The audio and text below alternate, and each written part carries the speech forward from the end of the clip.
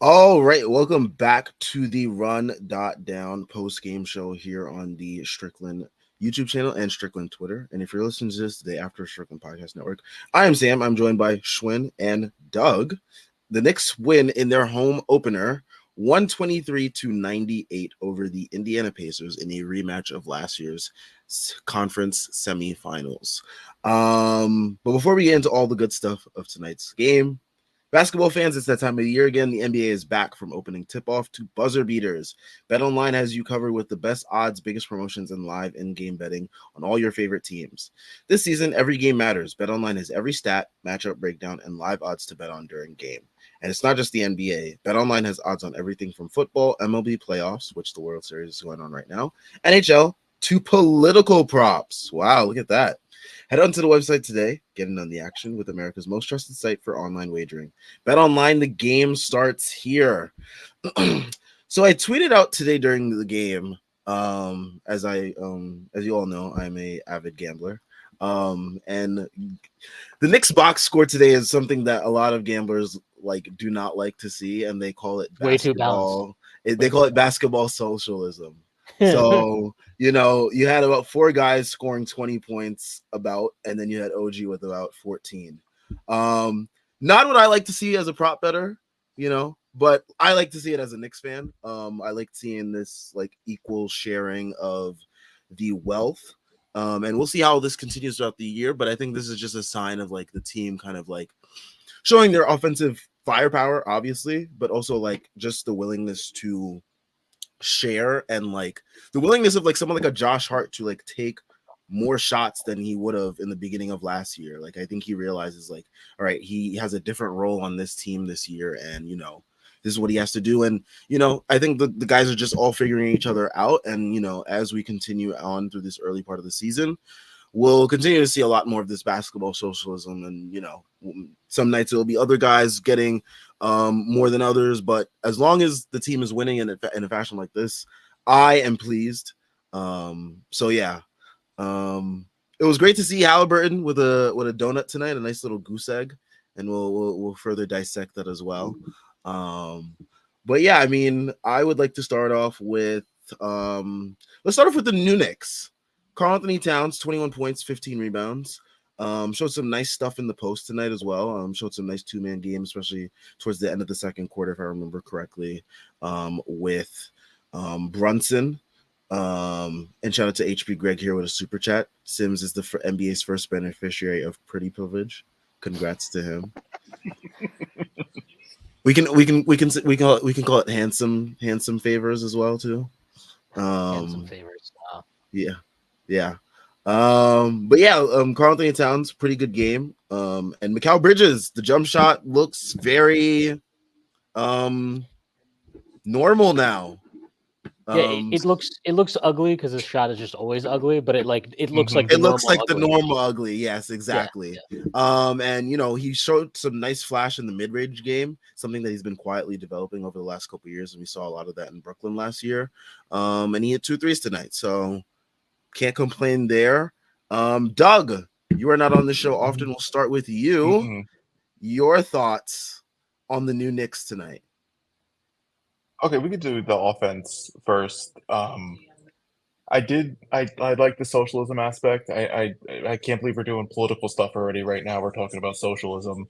I don't know if this is part of your prop bets with this, but it is nice to just see that anyone can actually score. And with Mikal specifically, what I really liked is you were not getting that with Dante, right? You're not getting Dante with any sort of diversity in scoring that much. He was just shooting from 3, which was excellent because he was great at it.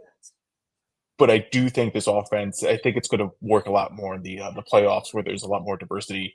And Mikal can post, he can hit a mid-range, he can also spot up in the corners. He can pretty much do everything. He can handle the ball, he can make plays, he had 5 assists. So I think it was just really nice to see Mikal bounce back. And you just kind of see what this team is going to be, where if Josh Hart is going to get his scoring is there to be there, and Mikal's scoring is going to be there. And then you can easily replace Randall and DiVincenzo just with this style of play. And I just enjoyed that. That's the one thing that popped out with Mikal is just he's just so much more diverse offensively than Dante will ever be. But yeah, that was my big point for that's the one thing I noticed. Everyone else was just great. So I do want to talk about the defense eventually, because that was by far the best part of the game tonight was the defense. Yes, and we'll get into defense very soon. Schwinn, your thoughts on the new Knicks specifically? I thought Mikal Bridges was really good tonight. He was vocal.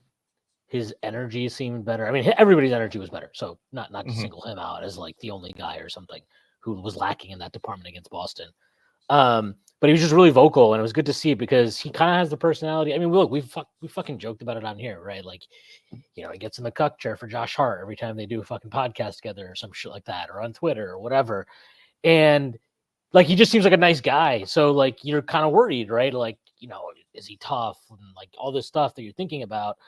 And to see him just be kind of vocal today, if you watch back the game, which I think every Knicks fan should watch back this game, it was very fun. You'll see him like talking on both ends of the floor, guiding guys offensively. There are a few times he was like telling Towns to go set the screen for the ball handler. So seeing that, I liked how assertive he was. He had one possession where he just backed down. I think it was Ben Shepherd in the post and drew a foul, got to the line. I think there's a little bit too much mid-range going on with him right now. Obviously, it's great that he has that, and he's been great in the mid-range in the preseason and in the regular season so far. So it's not that I don't want him taking those shots. I'm fine with him taking those shots. I think you can trade off a couple of those for threes, though. And maybe some of this is, you know, he's kind of working his shot back, getting his confidence up, whatever. There are just a few times where I think he's got to look from above the arc or from the corners, and he's kind of passing up on that. It also, like, part of this is probably to Doug's point, like Dante was just such absolute like gunner last year from three. Going from that to Bridges is very different. They're very, very different players offensively. So you can't just run a dribble handoff with Mikal like 5 feet beyond the arc and he's going to launch it. He's not even going to spot up that far, right? He's not going to spot up 5 feet beyond the arc. But I thought he looked really good today. Assertive, confident. The mid-range touch he has is really, really nice. And like, look, when you play a weak defensive team and you have weaker defenders, you want to take advantage of that. And he can punish you again to Drew's point. I said Doug earlier. That's hilarious. To Drew's point, like he has a scoring skill set that is way more in line with like what you want from a third option. You know, like people always go on, and I get it, like, you know, comparing Dante's shooting numbers last year to Clay and Steph and stuff. And I did that too. So I completely get that. But not having that middle game, that like it means that you're just limited as a scorer. Like you're not really Klay Thompson, right? Like Klay Thompson at his best, yeah, he's always going to shoot a lot of threes, but he could get into that mid range and work you down there. And like you can see Bridges has that type of skill set. So it gives you, I think, way more options offensively. I think there's a lot of overly unselfishness coming out at times with Brunson, with Cat, with all these guys where they're like really trying to make sure that everybody's involved and they're not shooting too much or shooting too early or whatever.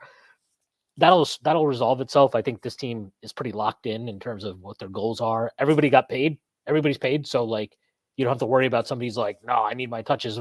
I'm not naming any names, just saying some of them may have been traded out the door. But like you can just kind of see how Bridges as a third scorer can play off of Cat and Brunson in a way that Dante is just different. You know, Dante would play off them. He'd be really effective, but it would be a lot of very much like just spotting up and launching a lot of threes, which is valuable. And the Knicks need to get up more threes for sure. They need to, they're all collectively passing up on threes or whatever. It seems like there's a focus on getting into the post with especially Cat and with Bridges, which is interesting to me, something to keep an eye on. But like Do we think with that they're trying to like sort of replace the Randall like initiation from the post type stuff? It could be that. I do think like also Cat is just a really good post scorer, or at least he was when he played for Tibbs. He hasn't been the last few years. Mm-hmm. Spacing is obviously better for him on this team than it was in Minnesota. But yeah, I think that's intentional. And it seems very geared toward these two. So I wonder if that's like, yeah, he wants to kind of get an idea of, what these guys can look like in different spots. But yeah, like I think with Bridges, you can just kind of see how his game, in those tight playoff moments, they're going to run you off the line. You know what I mean? Like you have to have more to your game than just like, I'm a great shooter. Dante was a great shooter. I think you could see some of his limitations offensively in the postseason at times. And that's not really, to be fair to him, like he was asked to basically be the second option. That's just asking way too much of him.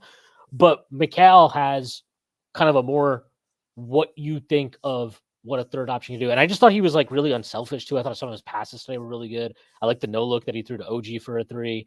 He had that feed to Cat right underneath the hoop when he drove baseline. Like he just had some really good plays that were like, you're like, oh, okay, this is why you did the deal. This is why you traded 5 first-round picks and whatever. I mean, it's hard not to be excited after this game. And I know. Can we start talking about defense? Are we allowed to start talking about defense? Yes, let's talk about defense. I think what we saw today, very specific, obviously having OG back helped too. But you could see with OG and Bridges out on the floor together, those perimeter coverages, that like they killed us last year running pick and rolls and Turner fading out behind the line, all that. They're still going to make you rotate. And on another night, like let's not be stupid here. Like on another night, this could have been a closer game if they made some open threes. Yeah, but they had to work. They had to work so much harder. You had made them make more rotations, and this is like when you're really. This is the start of this season, obviously. So the Knicks defense, you could still see instances where the communication isn't, clear, or Towns is doing something, he's dropping too deep, or whatever it is, where they still have issues. But like, you could just see that length really bother Indiana. It took them way longer to get into offensive sets. Like we saw last year, it felt like every time we scored or we didn't score, they were just fucking zooming up the court, and you're like, holy shit, like what's going on here? In the half court, it just felt like we could never corral them consistently after game. I mean, even in game 1 and 2, our defense wasn't that great. The only game that we played really good defense in was that kind of game 5 at home. But like, think back to that game 7 where it just felt like, holy shit, we can't stop these guys from getting anywhere they want on the floor. And then you watch tonight, and like, look, I know Haliburton had a fucking all-time stinker, which was amazing. Beautiful to watch. Beautiful. I'm ready to. His hamstring must be still a little tweaked from January. Yeah, it's still a little tweaked from December. Yeah, of 2023. 2023. But like, I just thought that he was uncomfortable. Like he was not like with Dante. Like he can make those kind of spectacular chase down blocks from behind at times, but he's a smaller guy. Like he's just not going to bother you the way that Bridges doesn't have the length of those gangly little wavy tube man arms. His physical makeup is just fucking hilarious. It's wild. But yeah, I just think that you saw, we already got a glimpse of that with OG last year. I think what we're going to see with him and Bridges, I mean, he should have had a block early in the game. I just thought he was so active tonight defensively. That was not a foul. I was so annoyed. That was not a foul. Yeah, it was. I don't know. It was pretty wild, but yeah, I just thought he was just so good tonight. He was really good. He was really active. And one other thing, just a broad tactical thing, like the Knicks controlled the pace of this game in a way that I don't think they ever did in that Pacer series. Really. Like the offense was great for us in that series, but even then it felt like we were just winning shootouts basically. Yeah, it didn't feel like it did not feel like we could really consistently corral them. And today, I mean, that second half, it was like, when you're watching a football game and a team just can't stop the run, and it's like the most demoralizing thing ever because you're like, oh, it's 3rd and 3. We gave up another first down. I feel like the only advantage that the Pacers had was like when Siakam got a switch on Josh Hart and like that was wailing around. Yeah, but like that was legitimately it all night. Like they legit couldn't get anything, as opposed to like last year. It felt like they had many advantages on us. So it's good to see that stark difference already paying off in the personnel changes that we made.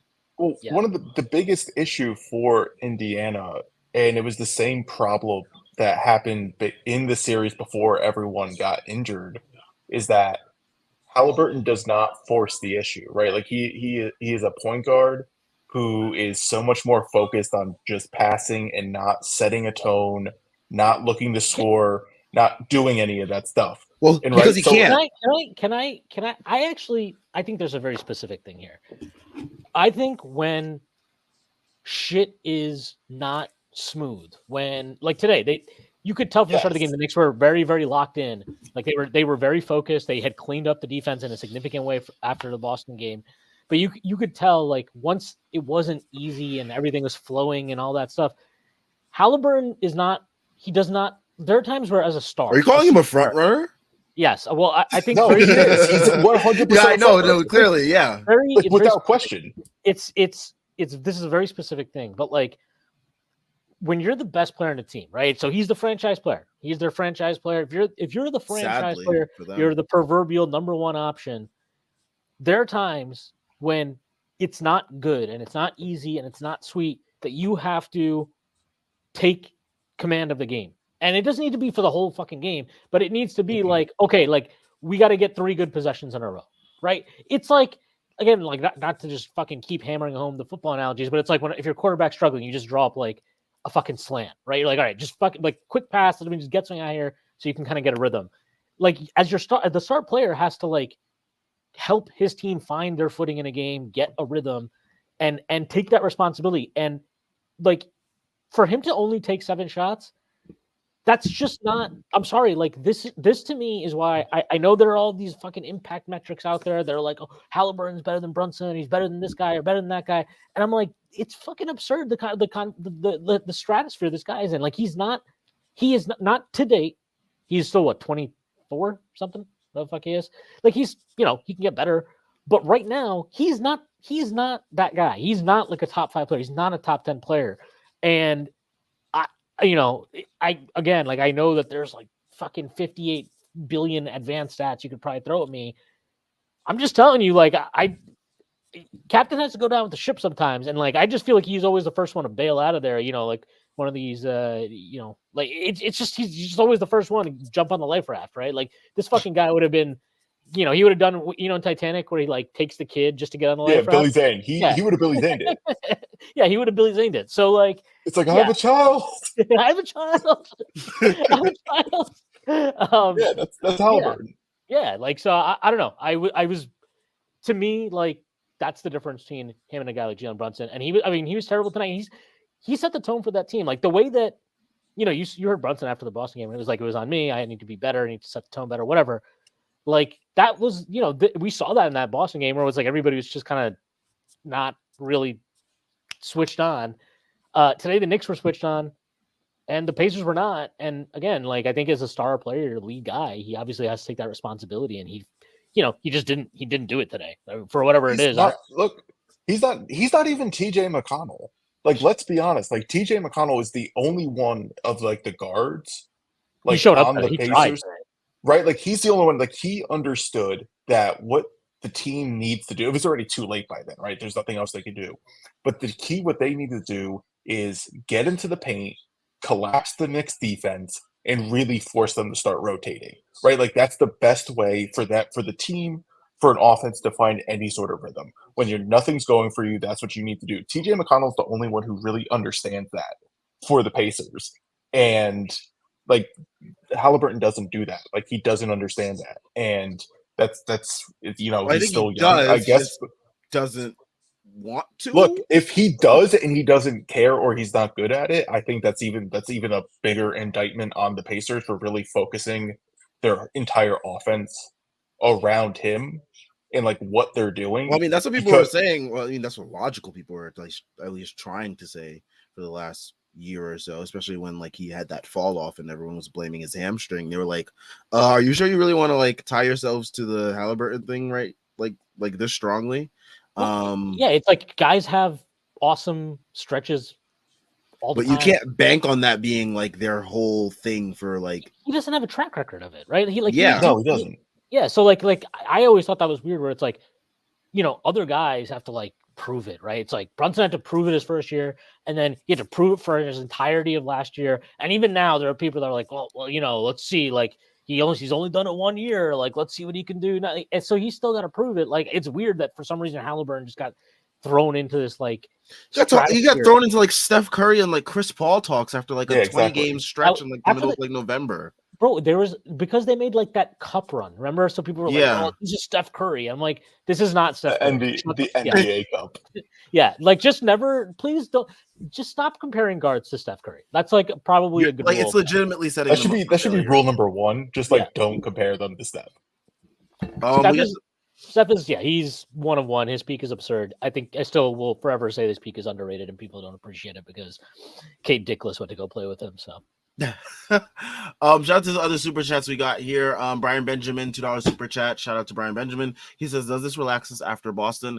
I mean, with the whole thing with Boston, I think we all kind of said it too. It's just like Boston's like this machine that like was like they basically returned their whole entire team from last year, and then they just were like, all right, like they just pressed paused after the championship, and then they just press play right then and there on game 1 of the season. And like a Knicks team that's still adjusting, figuring things out, it's like you're gonna take advantage of those things, and that's what they did. They were supposed to. So I really didn't have that much to say after that Celtics game.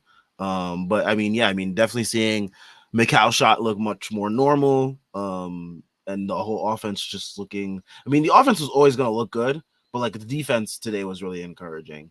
Yeah, the Knicks offense, like again, like I think there's still so much. Like for example, they took 27 threes tonight out of 84 shots. They got to get that up. That should that needs to go up. That should be like 40. It should be like 40. Like Bridges got to take more. Hart's got to. I mean, shout out to Hart taking 6. Yeah, he deserves credit. He actually pulled the trigger. Like all the like it's funny. He missed all the ones he took in the second half. I loved all those shots. I was like, all right, this is good. He didn't hesitate. He didn't hesitate. He just went up and took them. I was like, that's good. That's what he needs to do. Like Towns got to take more. Bridges got to take more. Brunson. He can't be taking 3 and 2, and Brunson taking 5. Like you got to take more threes. Yeah. Hopefully the team will understand that like they're not playing this soft ass bad defensive team that the Indiana Pacers are, right? Because Indiana's not good and they're soft. That's why they attack them in the paint so much, right? Because like that's what you do when like you have a soft team. Yeah. Anyone else though, like in Cleveland, they're facing Cleveland on Monday. They have to shoot more threes because they're not going to get as clean looks from 2 as they are against Indiana because Indiana's soft. Cleveland, I mean, they were soft 2 years ago in the playoffs when Mitch dominated them, but like they're not as soft as Indiana. They will actually play defense. So like they need to make sure that they're getting some threes up because it needs to happen. Yeah, for sure. I was very, very pleased with kind of like I thought they did a good job of moving Cat around, getting him better touches in the post. He was much more patient in the post today too, as well. Yeah, and I think, look, obviously, like Drew said, it helps that Boston is maybe the best or second best defensive team in basketball, and the Pacers are like the worst. So like they're the worst. Yeah, they're the worst. So like that helps quite a bit, that transition. But you need to stack these wins up when you're still kind of developing your rhythm. Like I've been pretty consistent about this. I'm not expecting this team to look like world beaters through the first 20 games. I think you're just trying to get through this stretch and be a couple games above 500 if possible. And then after that is when I really expect the team to take off. Like missing Precious, I'm sorry, it's an actual. I think it's a pretty significant factor given how limited our depth is, and he's like one of the best athletes on the team. That matters a lot. He's a really good defensive rebounder. That matters a lot. Like I think he's a pretty significant miss for us at this time. So it was huge that Hart, I think, is okay, and Deuce was also fine. That would have been rough. Because dipping in more into that, like Campaign, I kind of like Campaign, but I also can very much already sense like I can't do. You more like him in doses. I can already tell. I can't have like. You got to microdose that Campaign. Yeah, I can't have 25 minutes of Campaign. I don't want to ever be in that position. But like, yeah, I mean, you're starting to see like more fluidity, I think, in how they're operating. It's still a little bit clunky. One thing they really got to do with Cat 2 on these screens just set them you can set them way higher up the floor. There were a couple today where with Brunson where he's it's right on top of the 3-point line. I'm like, dude, step up take another 2 steps. Give yourself more space. But yeah, and one thing I will say, because I've made fun of Cat thousands and thousands and thousands of times, so I got to say this: he is corny in his own very special Cat way, but he is I have appreciated kind of the way he's carried himself on the floor since he's been a Knick. I know it's been very, very early, so trust me, there will be nights where he's like, "Oh my god!" when he gets fouled. You're like, what is going on with this guy? But I thought he just carried himself well today. I liked some of his defensive rebounds in the second half. I thought he got them in traffic, and he got them 4 clean. offensive boards tonight too. And he grabbed them clean. And let me tell you, after watching a lot of Mitchell Robinson and Jericho Sims in my life, somebody who can just get clean rebounds, strong, up and tall. Yep. Listen, we can make fun of Jericho Sims, but Jericho Sims outscored Tyrese Haliburton tonight. Yep. Very low bar to clear, by the way. And also, he scored it on the martial art master James Johnson as well. He got him with the spin move in the post. So, Drew, you have a question here. How the fuck is Doug still in MSG? From Shane. Listen, I have full run of MSG whenever I want, right? Me and Leon are like this. I was there when Leon was first signed with the Knicks. I was in the room. I thought you were gonna say when he was first born. I was actually gonna say I was there when he was born. I was there at everything, but no, I was there when he signed. I was there with Mr. Dolan. I was there with Steve. No, it's not Steve Perry. What's his name? Steve Stout. With Scott. Steve Stout, Scott Perry. I was there on First Take that. And so I told him, I was like, hey, this is a big win. The Strickland needs me to be reporting live from Madison Square Garden for the live show. And Leon's like, my man, of course, anything you need. We're brothers. And I'm like, thanks, Leon. I think one thing, I want to read this first. HP Greg, thank you again for the super chat. Has anyone improved so dramatically as a shooter as Deuce? Never seen something like this. Also happy we didn't let McConnell destroy us. Yeah, actually, that's a really good point. I thought Deuce, he got destroyed by TJ McConnell, not just in the playoffs last year, in every time in the regular season they faced up. Every time. Yeah, every time. And today, I thought he did as well a job on TJ McConnell as we've done in a long time. TJ still got into the paint a few times, had a nice little couple dump off passes, whatever, because he's annoying and he's TJ McConnell. He's always going to do that. But I thought Deuce was his defense was a bunch better. And yeah, that shot, every time he shoots right now, he just looks so confident. That's all I can say. He is playing with so much confidence. Even that little clip, I don't know if you guys saw it. I didn't watch it on the ESPN broadcast. I saw it on Twitter after that clip where he told to Huckporty. Yeah, he's talking to Huckporty, checking in in garbage time. He's like, look, take these minutes seriously. That's how you earn his trust, basically. That's and he's like, that's how I got into the rotation. That's how I earned minutes. When you see him do something like that, that's that. And Sam, I don't know if you saw that. You saw that CJ Stroud, Caleb Williams thing?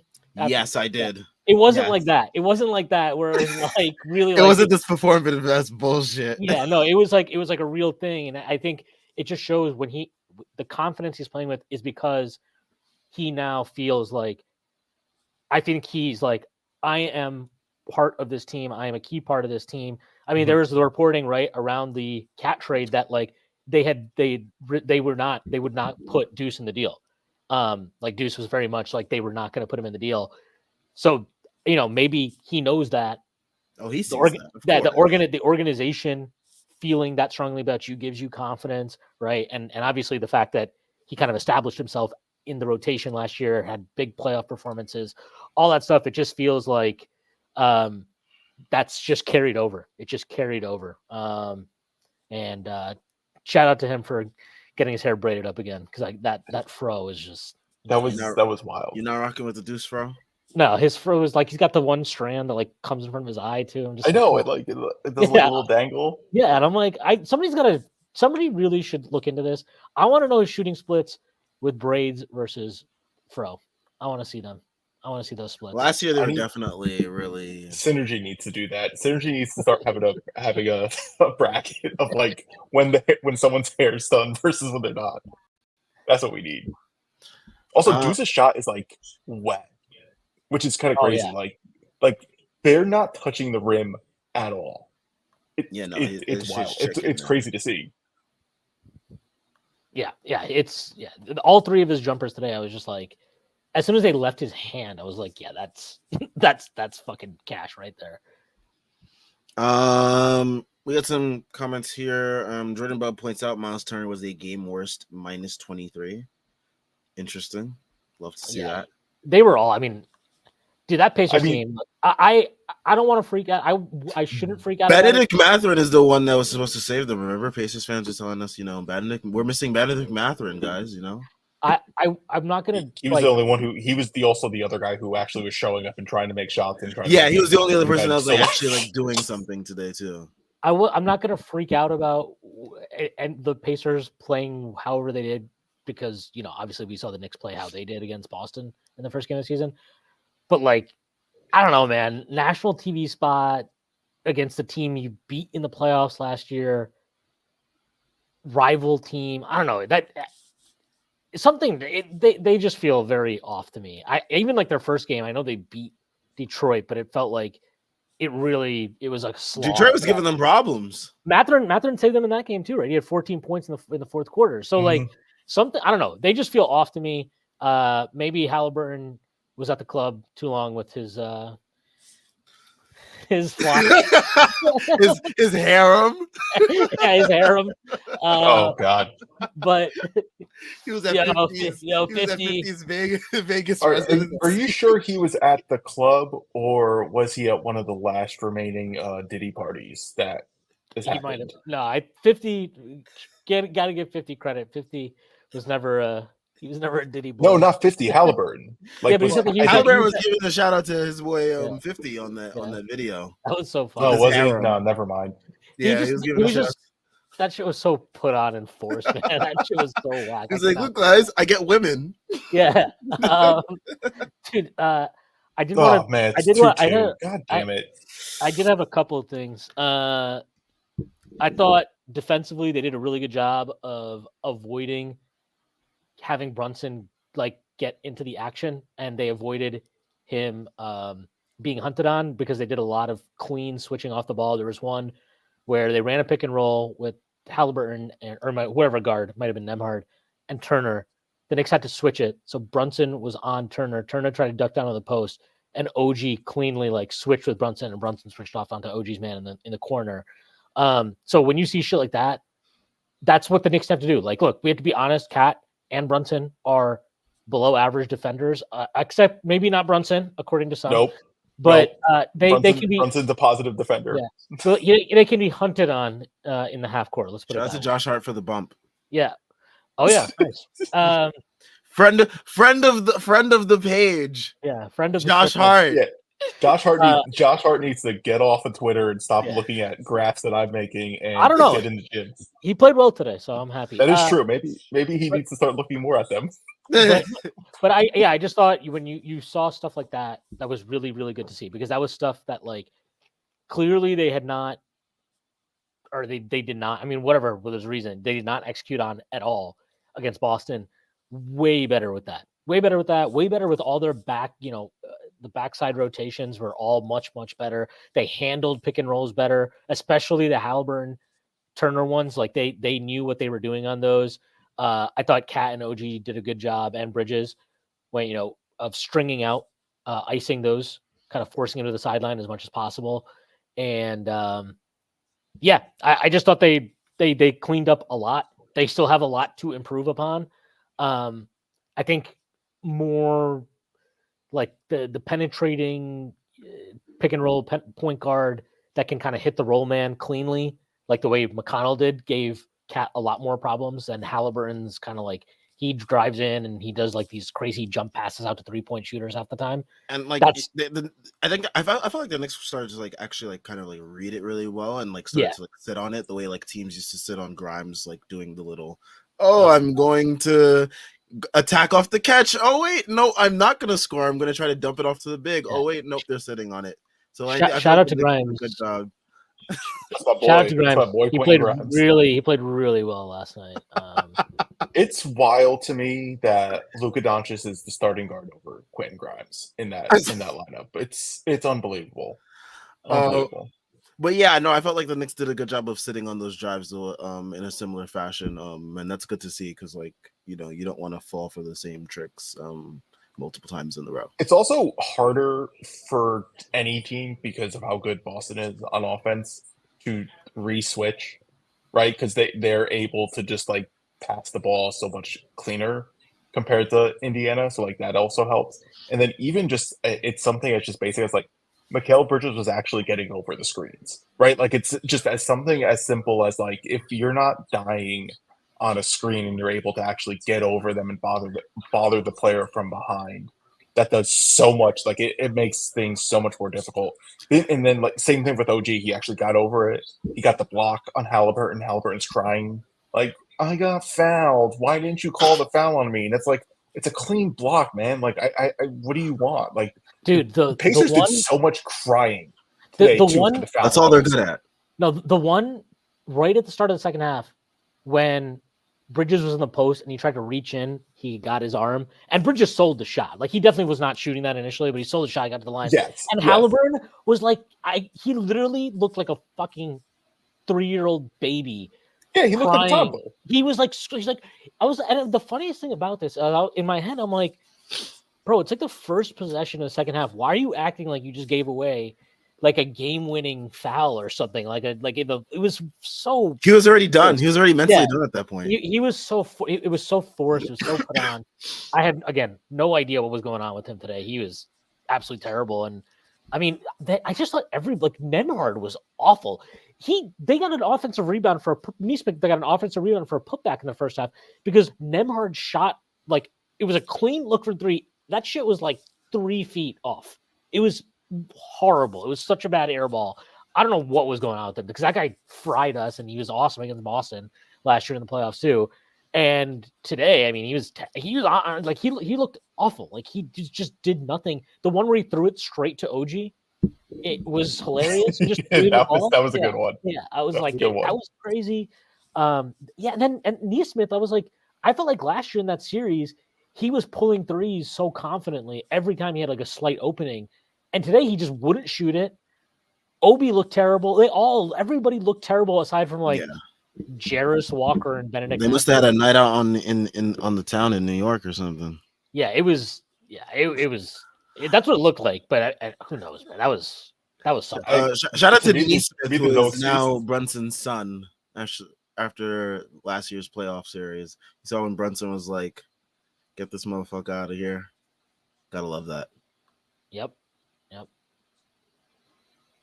I like that they put what's his name on Josh Hart. They actually put Haliburton on Josh Hart, and Josh Hart just has no respect. It was just driving on him every single time because it's just soft defense. Yeah, I think this is where they're gonna have to develop. Like Boston again. I think Boston, to me, they are the best defensive team in basketball. I know the Timberwolves had a better defensive rating or whatever, but I think Boston's the best. Boston's the best defensive team. Yeah, they're the best defensive team in basketball. And so you can't mismatch Hunt. Most teams, you can mismatch Hunt. So even if if they're trying to hide a guard on Josh Hart, he can make them pay. Now he's got to obviously hit some threes here too, but I like that he took them confidently today. That's half the battle right there. If he hits his career average, which is 35%, we would be thrilled with that. That would be fucking fantastic. Oh yeah, that'd be wonderful. Because to your point about Haliburton. He just muscled him so many times, got to the rim. And yes, I know that there will be teams that are more disciplined that sit on, his drives and whatever. I just still think there's a lot more from him and from everybody on this collective group that they're still figuring out.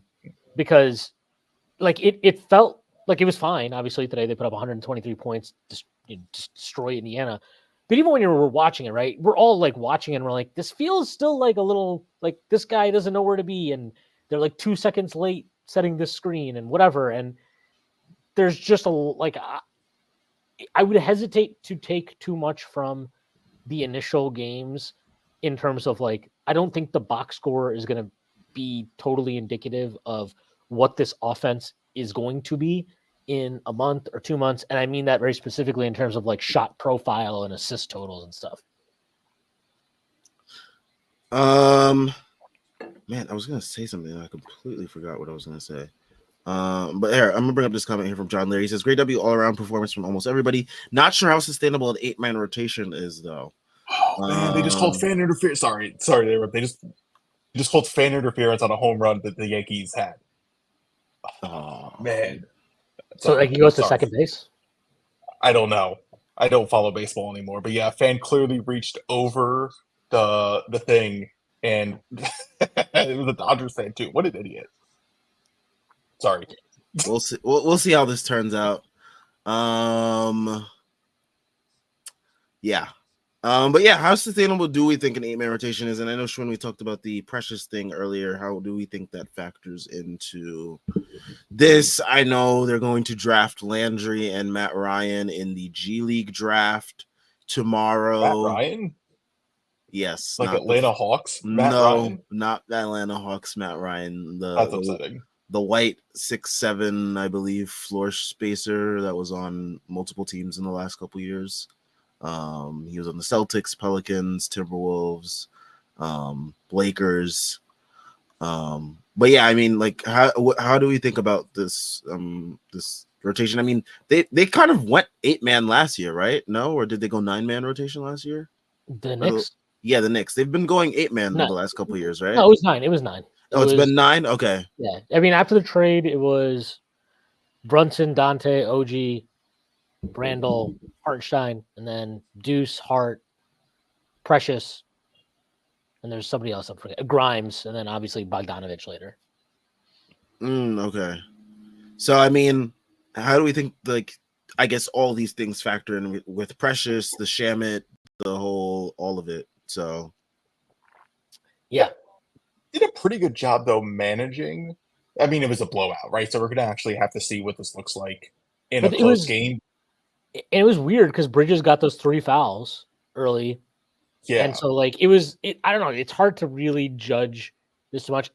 Josh Hart, of course, played 37 minutes. Josh Hart had 20, 10, and 3. That's hilarious. Yeah, it's great. But it also, because I think the game was kind of played at our pace, it didn't feel like these guys were being stretched to the maximum here. By the way, I don't know if anybody watched that Wolves Kings game last night, but like fucking Mike Brown is already out here. I think he played DeRozan 42 minutes and Keegan Murray 43 minutes. So dog, I mean, what is their depth though? That's the problem. Yeah, like they have no depth. And so and ours is obviously being very stretched, very thin right now. So yes, I understand. Like, I guess, look, I think Huck Porty should probably, I would love if he just immediately played over Jericho Sims, right? I also always tend to feel like, one, rookie coming from a new country, he was a 56 pick or whatever, like maybe you want to, and we also know he's coming off of meniscus surgery. Yes. That's what he talked about that. So like maybe you're trying to kind of just take it easy with him, introduce him slowly. I think it said something that he kind of came in the game in the fourth quarter before Jericho Sims. Thought that was interesting. He had 2 really good blocks, by the way. It was fun. But yeah, I kind of just understand that Tibbs is going to give Sims the seniority and like the benefit of the doubt for the time being. I have a hard time believing that will remain the case. Obviously, when Precious comes back, and then on top of that, if Huck Porty keeps kind of like capitalizing and showing something in his garbage time minutes, that will definitely go a long way to kind of ending Sims's time in the rotation here. Yeah, I'm just looking at like the minutes right now. So like Josh Hart played like the crazy minutes, right? Because that's what he does. But like OG was at 34, Towns was at 32, Bridges was at about to be like 34. Brunson didn't even get the actually get the 30. Was he just matching Cat with Turner? potentially. I would have to look at the play-by. I think that's what it looked like to me, because it felt like once they brought in Isaiah Jackson, he was like, oh, thank God I can get Cat some rest, because even he's like, Jericho Sims can handle this guy, right? I'm like, let me let you in a secret. He can't. Yeah. He can't. So I do think at some point, I think once Precious comes back, everything will pretty much be fine. Okay. Like that'll solve a lot of different things with the minutes in the rotation and getting everyone like adequate rest. But just right now, it's just going to be thin. It sucks because like you're relying. It would be the 3 rookies, right? Those are the 3 other guys you're effectively playing. So what are you supposed to do? Like there's not, and they're not going to throw away stuff. Like they're not going to throw away like the home opener either, right? Like they were going to play for this win. Like they were going for this win. So, but I don't know. Ace Bishar says this was a great proof of concept game. Really showcased what they added that they didn't have in the Pacers series with the additions of Mikal and Cat. And I think we talked about that in terms of like the things that the Pacers were able to take advantage of the Knicks in the series last year versus what like how that looked today. And how they didn't really have any of those advantages really in this game. So the team's healthy too. That's kind of a big part of it as well. It's like the Pacers face a healthy team. Pacers faced a bunch of injured teams their whole conference finals run. So this is what it feels like to face an actual good team with healthy players. Jordan Bub says Knicks are getting Matt Ryan and Landry Shamet on the roster. I think we see Matt Ryan on Monday versus the Cavs. Do we think they give him a little bit of some run? See what they got with him? No, they're not going to throw him in immediately. No shot. It's Tibbs, man. Come on. He's not just going to be like, he probably doesn't even know who the fuck this guy is. He's probably like the Falcons quarterback. He's like, no, sometimes Tibbs is gonna be like me, like isn't he on like Fox Sports right now doing? he's probably analysis? Just like he probably is like fucking the guy looks like he's Zach, you know. So yeah, it's just tough. Oh man, Warriors look good, man. Speaking of other teams that look good or don't look good, I mean the Bulls were able to put up 133 on the Bucks today and beat them. That Bucks team, I talked about it on the pod with Prez that we dropped today, but like I don't know, like when they played Philly, saw a lot of people like, oh, Dame, look at his performance, and like I know he looked cooked for like a half. Yeah, he didn't, and most of his he scored like I think he had 6 threes and he had 6 from the free throw line. He scored 30 points, 31 points, something like that. So most of his production came from threes and obviously free throws. Like you could see in some ISO spots, there was one in transition where he just like could not get by Caleb Martin. And that's the stuff where I'm like, yeah, I don't buy any of this. Like, oh, my mental was so off last year because the divorce and everything. And I'm just going to be better now because I'm spiritually aligned. It's like, all right, buddy. Like, I don't think that makes you, I don't think you're going to all of a sudden become more athletic now. I mean, you're just a smaller guard, right? He's 34 years old. It's natural for him to be declining right now. But and forgetting, like, I don't want to just make it about Dame, but like, aside from Giannis and him, you're watching that team and it's just kind of like, man, this is rough. Brook, he still looks fine on defense, but offensively, he was really rough. I thought Portis is Portis. Like, yeah. I mean, and Chris Middleton's ankles are like basically zebra meat at this point. Like, I don't know, man. It's rough for them. Yeah, it's not great. But and another Eastern Conference opponent who we didn't talk about either that much, the 76ers, shorthanded, lost to a Raptors team that is missing RJ Barrett and Emmanuel Quickly. So yeah, that's how things are going for the Sixers. With no Paul George and no Joel Embiid, Joel Embiid's healthy, guys. He's healthy. He's just like ramping up. Oh and, my God. And he lost 25 pounds during the offseason, but he's completely fine. He looks fine. He's responding well to everything. Listen, He's Joel Embiid completely needs to healthy. make sure that Joel Embiid basically took his little digital scale, he put it on a carpet, and was like, "Oh my god, guys, look, I dropped 25 pounds. Look at me." Like that's all he did. Like, get the fuck out of here. Like he's still a slob. I fucking hate that guy. Yep. Fuck him. Fuck Paul George. Fuck Daryl Morey. I'm tired of their nonsense. I'm tired of Tyrese Maxey too, and all of his love that he gets. And but he also doesn't get foul calls, right? Like Tyrese Maxey doesn't get foul calls because notorious foul grifter Jalen Brunson gets all the fucking calls. Master of the dark Apparently. arts. Dude, did you see the free throws in this game? Yes, it's actually insane. So just I'm just gonna read this out. I don't think Drew knows. So Doug, Definitely don't. in this game, the Sixers shot 53 free throws, and the Raptors shot 46 free throws. Why are there so many free throws? I have no fucking idea. Couldn't tell you. It's Could not actually tell you. insane. Tyrese Maxey had 12 free throws, even though apparently he doesn't get the whistle Brunson does. That must have been the most Brunson plays in New York. That must have been the slowest game ever. I watched like briefly in the first quarter because obviously our game hadn't started yet. Mm-hmm. It wasn't. I didn't think he was that bad at that time. It must have got really bad in the second half. Yeah, it must have been pretty ugly in the second quarter and on. Yeah, I don't. Shout out to Kobe White, by the way. He balled out today at 35. Yeah, I'm so unimpressed with. I was unimpressed with the depth the 76ers had assembled. You weren't moved by the Caleb Martin and the Yabusele signings. This Maxey line is actually pretty nasty, bro.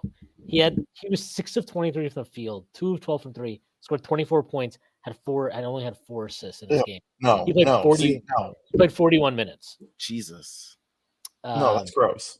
Yeah, that's Kelly Oubre had 28 on 17 shots. Pass the ball, Tyrese. Come on, get your teammates involved, you ball hog. Yeah, I don't know. I'm not. Chuck. I don't look. I think this Embiid thing. I personally think it's worse than they're letting on. You don't sit a guy for the start. You're not if you say we're going to load manage a guy, there's zero chance part of that plan coming into the season is you're going to miss at least the first 3 games of the season. That makes no sense. It's obviously bullshit. I don't know. I can't wait for the report that comes out that's like, oh, he's actually going to miss 3 weeks to start the season. That's what I think. I think it's like he's going to miss a couple weeks, and they're just not. They don't want to say it because it looks bad, obviously, because you gave him the extension and everything. Give him the extension. He said he lost 25 pounds. Yeah, which is he played the Olympics, right? That's the other thing. He played the Olympics. So it just looks bad for them. And then, Paul George, it's a freak injury, but this guy always picks up these random little freak injuries. I missed a week here, missed a couple weeks there, or whatever. And didn't even meet the December fall off yet. Yeah. Yeah. I mean, and most of this depth, this is the thing that I did not understand about gassing this depth up. You remember last year we played them basically like in games back to back where they didn't have Embiid. And the first game was like that disgusting game where we could not make any shots or whatever. It was like a rock fight. Yeah, and then OG came back for the next game and we completely destroyed them. But like most of their depth to me is like okay, KJ Martin did not even play on that team last year. Even when he did not play. Caleb Martin was, he had his fucking glorious moment in the sun in the Eastern Conference Finals in 2023. Since then, last year he did not have a good year. Drummond is Drummond. Like we know what Andre Drummond is. He's fine as a backup. Remember, he misses shots on purpose. Yeah, right. Yeah, that was hilarious. But he's just like fine. Like we know what he is. Kelly Oubre is again a fine player that they've gotten good value out of him for sure, getting him on a minimum and then re-signing him. But like he's nothing tremendous. And then it's like, okay, you took a flyer on Yabusele, who I don't know if he's good or not. He's just starting again in the NBA. You signed Eric Gordon, who is terrible and was terrible last year and has been terrible for a couple of years now. Every team that he's been on the last couple of years, the fans have been complaining about why is he on their team. Yeah. And then Reggie Jackson, who is terrible. And then it's like, okay, maybe Jared McCain can give us something. Maybe Ricky Council IV, who again was on the team last year, didn't play. Maybe he'll give us something. Like Nick Nurse ain't gonna play them, bro. Like I don't get these fans. Like they don't understand who Nick Nurse is. Like if he didn't play them last year and they actually signed players that are supposed to be better for depth, they're not gonna play this year either. I promise. Yeah, they're not playing. Nick Nurse is gonna Embiid and Paul George get back, him and Tibbs can have their like Hitler versus Stalin rematch.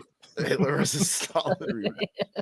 Yeah, who's gonna have the longer run, like consecutive minutes in a game? That series, I was like, I had talked, like, I think I had joked about it on Twitter like a couple of months before. I was like, man, I think the world is not ready for fucking Nick Nurse versus Tom Thibodeau coached playoff series. And let me tell you, it wasn't. It wasn't. What a series. What a series indeed. Speaking of Thibs, he said, this is from Alder Almo. Shout out to Jordan Bub. Thibs on Mikal Bridges shooting form. I think you know where we are today with everything social media. Everyone has an opinion on everything. What did he call Instagram last time? Fakeagram. Fakeagram. Nice. That's the funniest thing that's ever been said. But yeah, he said Mikal is adjusting to a new team and a new system. He doesn't expect him to shoot well every night, but I think logically, if you looked at it and you said, okay, this guy almost shot 38% for his career, I bet on that. By the way, Jalen Brunson was asked about Josh Hart's comments in the preseason about figuring out his role. He just talks to talk. He's one person I really don't worry about at all. He doesn't know when to stop talking. That is very accurate to Josh Hart. That's a great quote. Bro, Josh Hart he would have been so fucking annoying in high school having a class. Oh my God. I know exactly the type of kid he was. But he's probably you could probably also tell he's like a good kid. So it's like, well, a hard thing. Yeah. You're like, fuck, he's a good kid, but he's just shut up for like 5 seconds, dude. Dog. You have to ban him from asking questions. Right? What a catch by Verdugo. Holy shit. Yeah, that was a great catch. That's your guy. Sam's always liked Alex Verdugo. No. I call him Verdog shit for a reason. Okay. He's a big Verdugo guy. No. That's like saying I'm a big Clay Holmes guy. Like, no. Who? Clay Who Holmes. Are these people? He's a reliever for the Yankees. Yeah. Fucking sucks ass. Holy shit. But yeah, it was good for them to just get that out there. Yeah. This was also from Brunson. Somebody posted in the chat. I just pulled it up. It's on SNY's account. Boston came out with the energy that we just didn't match, and it's unacceptable. Today, we just knew that we had to pick it up. We had to turn the page and be better. I feel like we did that tonight, so that's something we can grow off of. Yeah, for sure. And here's this. I think this kind of also relates to that in a way as well. He's just in the game in Boston. There's so many things going on. It's just uncharacteristic for us as a team, but whatever it takes to winning is Indiana, just reading the game. Definitely, you could just see that we're just more into it, especially emotionally. Like Jalen just like showed more emotion, especially on that take that he felt that he got fouled by, and he definitely did get fouled by Neesmith. But yeah, that was just good to see and good to get a nice blowout win for the home opener. You know, don't have to be on edge. I remember the home opener a couple years ago versus Boston, the Fournier and Kemba debut, double OT. Like that's the type of home opener. It's like exciting. Those were the days. That's like days. Kemba Walker and Evan Fournier in the back. Were you the one that reposted a video of Kemba Walker shooting a three and then like, getting his own rebound and then missing completely on the mid range? One of the plays of all time. Yes, it's definitely a play that occurred. Oh man. Let's see. Shout out to Front Page Jeff. He's leaving a lot of comments here. I'm trying to read all of them, or at least getting a good idea of what we see. I will say that the Knicks didn't need a historic shooting night to beat the Pacers. No, they didn't. True. Boston needed a historic shooting night to beat the Knicks. Yeah. Front Page Jeff says Dame Ben washed. Definitely agree there. He ran away from the grind, and now he's just washed. I still can't believe that he was the All-Star starter last year. Bro, that was ridiculous. And like I get like fans like they want to like blame like New York fans for like not voting, but it's like Dame's like the traditional like household name that like even when he's washed, he's still gonna get like a bunch of All-Star votes just because of like off of his name alone. And then like people realize like in the second half of the year, like, oh damn, yeah, that's like not that wasn't the right choice. Oh, we're doing a Bronny James All-Star movement. No, thank you. We're getting Bronny and LeBron starting in the All-Star game. Yeah, no. Yep. I'm actually going to vote for the first time in any All-Star voting just to make sure that Bronny James becomes an All-Star. Well, they kind of nerfed the voting these last couple of years. Like it used to be. I know, because they do like social media. Yeah, they'll be like, hey, if you vote today, it'll be 5 times more votes. And guess what? I'm just going to be nothing but Bronny James starting point guard, Bronny James starting shooting guard, Bronny James starting small forward. It's going to be great. So the Knicks play the next game on Monday at home still versus the Cavs, who have won their first 2 games of the year. The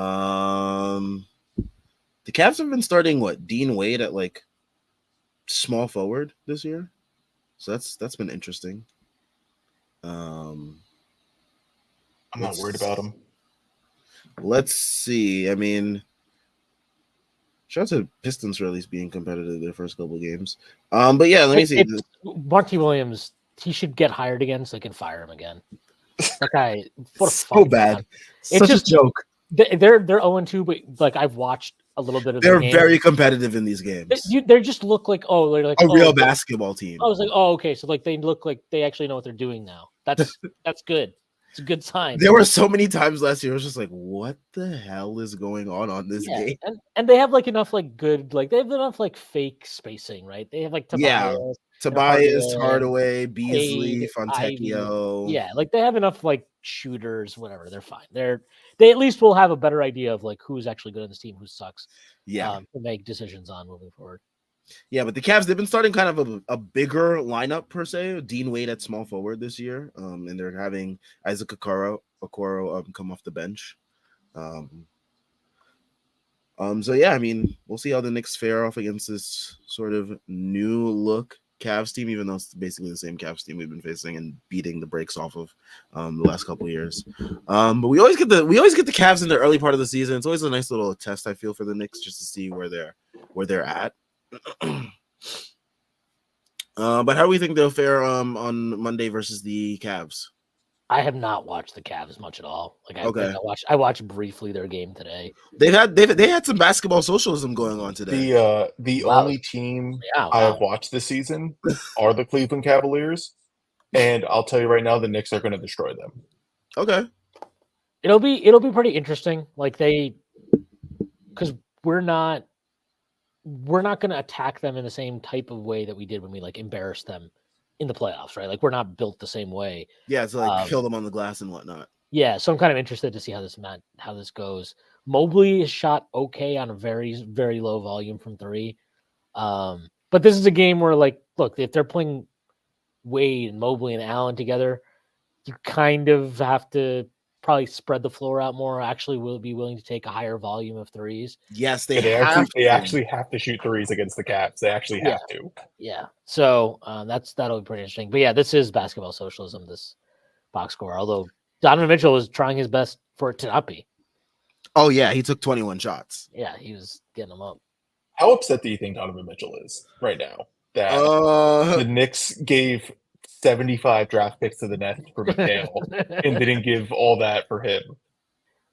Well, it's also because like the Jazz also wanted like half of our young roster at the time, as well as like 1 million picks. Look, so I'm just saying the Knicks picked Mikal Bridges over Donovan Mitchell. That's how I see it, and Donovan. That's definitely how he sees it as well. Because instead of him watching the Mets lose, he just goes to the Rock and Roll Hall of Fame because there's nothing else to do in Cleveland besides go to the Rock and Roll Hall of Fame. Right? And watch the Cleveland Guardians lose in the ALCS. Yeah, sure. I don't care about them. I'm just saying he goes to the Rock and Roll Hall of Fame and his Mets lose because they're losers, and it's great to see. Like, do you see Mike Breen be like, I wanted to give this guy a hug for like this great run, and it's like, Breen, your Mets lost because they're a bunch of losers. Like, you're upsetting half of our viewers right now, Drew. I don't give a shit. By the way, just letting you know. Did anybody catch? Did you guys watch on MSG? Yes, I did. Did you catch Clyde saying hand job? Yes, I did. That was insane. Instead of Puck Porty? No, it was on the Mikal Bridges block. They called a foul. They called a foul, And he was like, Oh, "This I little missed hand the job bit. there, folks." Yeah, I was I like, missed that. what is going on I here? was like, "Hold on, what are we still talking about basketball here, Clyde?" Yeah, I missed it. Clyde was in good form today. He did not know like 3 players in the court at one point. He Nope. called Huck To be Porty fair, I something. didn't know 3 players Yeah. on the court at one point He when the called Pacers Huck. put their guys in. He called Huck Porty like I don't know what the fuck he called him, like Huck. Yeah, and Ho or Breed's like, something. "What did you call him?" And he's like, Yeah. "I don't know. Bruh, he was I calling don't know his name." He was calling Luka Garza Gaza in preseason. It was like, dog, are we talking about the conflict right now? Or are we Yeah. talking about this basketball player? That was Wait, he does was BetOnline have any odds for the conflict? no. I hope not. Let's yeah. All right, fine. Yeah. I look. The BetOnline is the one with the political with the political odds. That's why They got bets for the election. yeah, if you This is if, why I'm not invited anywhere. if you want to If you want to bet on what swing states will go in which way, I'll tell you that's the one place to go. if you want to relax, just relax casually. Yeah, relax, unwind with some slots. Slots. But yeah, like Clyde was definitely on some shit today. Breen had some senior moments. Like there was one where Brunson clearly took a long 2 from the corner. Like he was like, and he's at a 3. Yeah, he's like, oh, corner 3. I was like, all right, man. Like, come on, get LASIK or something. Good fucking shit, Jazz. Good shit. What happened? He stole second, then he stole third, and then he just scored on a little hit from I forgot who. Yeah, like a little like sacrifice play. Yeah. There you go. But yeah, it was fun to be back with our boys, the Cop and Clyde Frazier. But The Cop and Clyde Frazier. That sounds like a TV show on like some defunct network. yeah, did you guys catch the music they played like when they were introducing the game, like when it started the broadcast? Right, I don't know what the hell it was. That shit was terrible. It was Yeah, so it was really bad. bad. And then they finally like shifted to the Swizz Beats intro for the starters, and I was like, all right, here we go, some normalcy. Also, I was just like, dude, just give me the Robert Randolph. Like, I don't need this. I hate this like artist thing they do. They like feature an artist. Oh, they feature some like weird, like obscure, like underground artists like that. It's not even that. They'll also just do like old rock bands that were only prevalent in like the 2000s. It'll be like Fall Out Boy's back with a new album, and it's like I don't give a shit. Yeah, nobody cares about Fall Out Boy, buddy. No one cares about Fall Out Boy. Yeah. Well, yeah. So this was a fun game, and this game, Carlisle basically pulled the plug. What, like a couple minutes into the fourth? Yeah, because he's a coward. Yeah, he played somebody called. It was so funny. They put this Freeman guy on, and as soon as they did that, I don't know who it was. Yeah, but it was they Freddie Freeman. They brought him on, and immediately Cat for the first time I think went into pure like, yo, give me the ball. I want to get some shots. I want to embarrass this guy real quick. I want to get some shots up mode. We got a James Johnson sighting, which was fun. I didn't know he was still in the NBA. Yeah, the Pacers signed him as like their enforcer dude. So, but yeah, I want to touch on this before we get out of here. So they obviously have their starter: Siakam, Nesmith, Turner, Nembhard, Haliburton. But then their bench, right? They paid Toppin. Walker was the 9th pick last year. Isaiah Jackson, he's up for a contract. TJ McConnell, they're going to play him. Ben Mathurin, they're going to play him. Ben Shepherd, he was in their rotation last year, the playoff rotation last year. Yep. He needs minutes. That's 11 guys right there. That's 11 guys right there. That's like they. Well, Steve Kerr says he's going 12 deep this year. So, Rick Carlisle, you are up for the challenge. Let's see what you can do. So the Warriors might be able to get away with that purely because, like, they have to. Yeah, like I don't know. I just have a lot more faith in. I think Steve it's harder. Kerr making some weird shit work. Well, they had like a disappointing year, right? They had a disappointing season last year. So I think naturally, like, you don't get guys. I think there's like, and I think Clay leaving was really good for them. They needed him to get out of there. I just think the vibes are fine there. I don't know. This Pacers team, didn't look great. That's all I'm gonna say. It just looked like it didn't look as like it didn't look like they were having as much fun as they were having last year. Yeah, they didn't look like they were having and fun. It's like they're not in a situation similar to us where like they're like they have like a bunch of new guys to integrate. It's like literally the same team from last year. It is the same. It's the same exact team. It's the same team. Except Matherin's back. Yeah, Matherin's back, but it's like literally the same team. So it's like there's no like vibes to like really like it was integrate in. It's very weird for them. It's always one of those things though, where it's like you're like Andrew Nemhard has like really good playoffs. He gets a bigger role right towards the end because Haliburton is injured. Injured. And then, you know, like now it's like he's got like he put this is his line for tonight. 1 for 3, 2 points, 2 assists, 2 steals, 3 turnovers. Like that's Jericho Sims territory. Yeah, this is it's just bad. That's in 21 minutes. Like I don't even understand how that's possible. Haliburton, obviously, we know his 0 for 8 from the field, 0 for 7 from 3. He only took 1-2. What the fuck? 5 Terrible. assists. Yeah, 5 assists, 1 turnover, no steals, and that was in 26 minutes. Like I don't know. So these guys get, you know, Nemhard probably wants to do more. Haliburton's obviously like the star guy, so how do you do that? Turner definitely wants more touches because it's his contract year. So he 100% wants more touches. And he was awesome in the playoffs last year against us anyway. So, like, I kind of understand that. Siakam, you traded a bunch for him, and he's, like, got paid. So he's got to get his touches. And then you're like, you know, Matherin's extension eligible after this year. And he's a gunner anyway, right? He's just wired that way. Toppin got paid. So you kind of have to play him however many minutes because he's making $15 million a year. Jarris Walker was the 9th pick last year. So you have to figure out what you have there. And then you extended TJ McConnell, who's going to play because he's good, so he deserves to play. Ben Shepherd, he's getting the short end of the stick here. He played 12 minutes tonight. He's in the rotation again. He's in the playoff rotation last year. I thought he was good. He was good against us. So yeah, and then you have and they have Isaiah Jackson, who is in a contract year also, so he wants his minutes. So there's going to be a consolidation trade, and it's going to be for Julius Randle. Yeah, maybe he actually be kind of a good, interesting fit there. But too bad they have Pascal though now, so they don't need him. But yeah, that's a lot. To me, that's like a lot you're asking of a coach to manage. And like, you know, we know this. We saw this with Tibbs struggled with this last couple of years, right? And I look, I've definitely criticized him at times for it too. But like, it's really hard to get that many guys enough minutes. It's basically impossible, which is why like 10-man rotation is generally the most coaches do. If you're doing 12-man rotation, I feel like the last teams that did that shit were like Rick Pitino in the fucking 90s with the Celtics, where they were like, and that's because they were doing full court press. They're playing full court press in the NBA. Like, so yeah. So I don't know. I just, to me, like, there's obviously depth is great. Keeping everybody happy, keeping everybody on the same page is tough.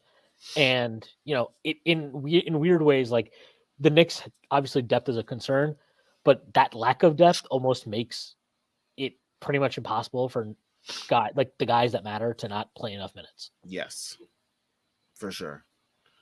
All right. I think that wraps up a pretty good, productive conversation about this game tonight.